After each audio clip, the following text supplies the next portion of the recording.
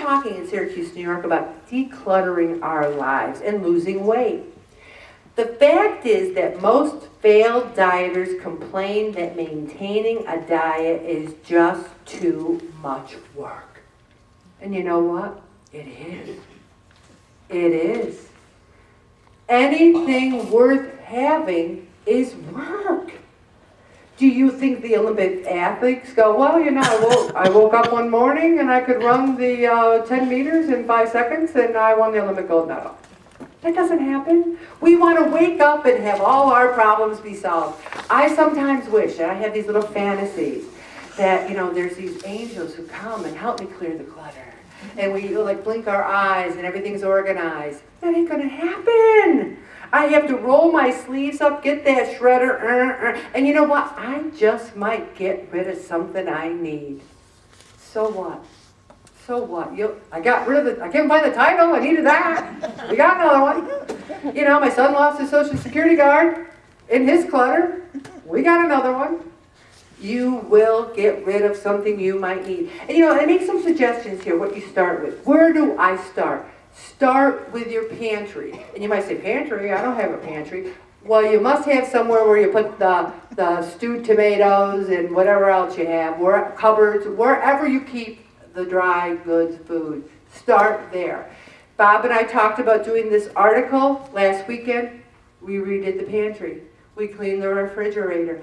It's one of those things where you sit there and you open the door now. Wow, that looks so good. What? That box was from, 2000? What have we been doing for 13 years? I guess it was in the back. And they're like, well, maybe we could donate it somewhere. I said, I don't think they take expired stuff up to 1,000.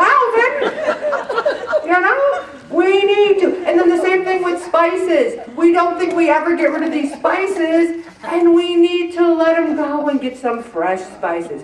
Start with your pantry.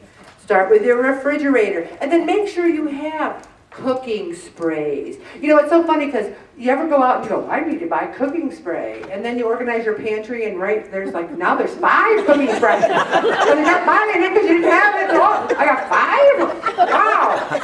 And I know you've done it. Also, organize your closets and garage. There are close to 500 people who call Van Dyne Home and Hospital their home. So many of you brought clothes to a clothes fair that we had. And I can't tell you how wonderful it was for them to get those clothes. You have clothes, we can bring them in here for people to look here. We can take them there. You can take them to the rescue mission. We can do whatever you want. Do not keep your fat clothes.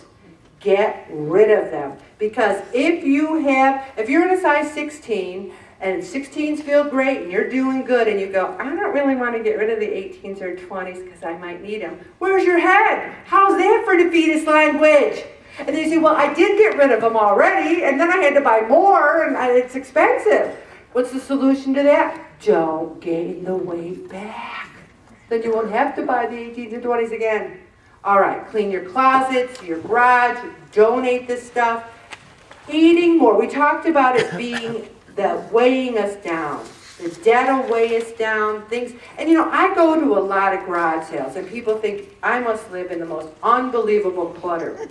But the thing is, I buy garage sales for a couple of things. I buy really good antiques and collectibles that I sell for a profit, make money on.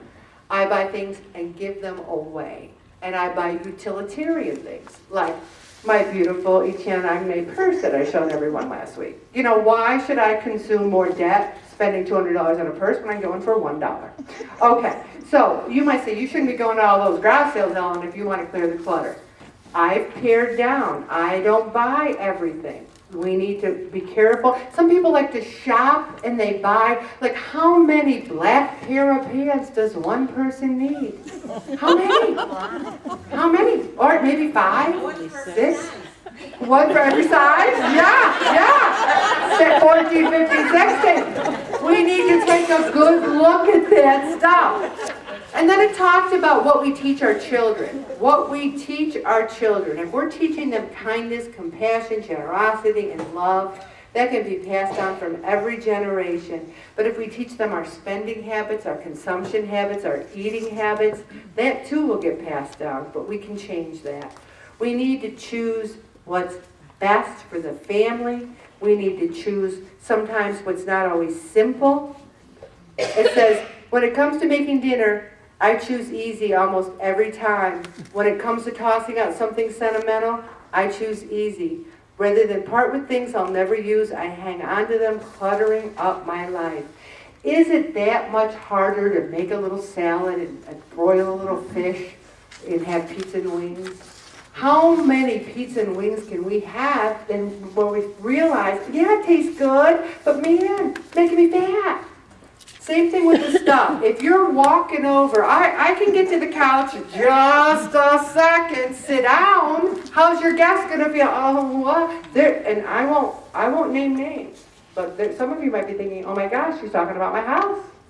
We need to clear that clutter. All right, now real quick, spring cleaning calorie burn. We're going to talk about fast music, scrubbing the floors, using your legs. You can burn 130 calories with a half hour of spring cleaning. Do it for an hour, good workout. I put in here apple pork chops because you can have one pork chop for 251 calories, and it only has 48 milligrams of sodium, because look what I have there, Mrs. Dash, which I think is the greatest thing ever. I'm going to stop right there, Bobby. One of the things we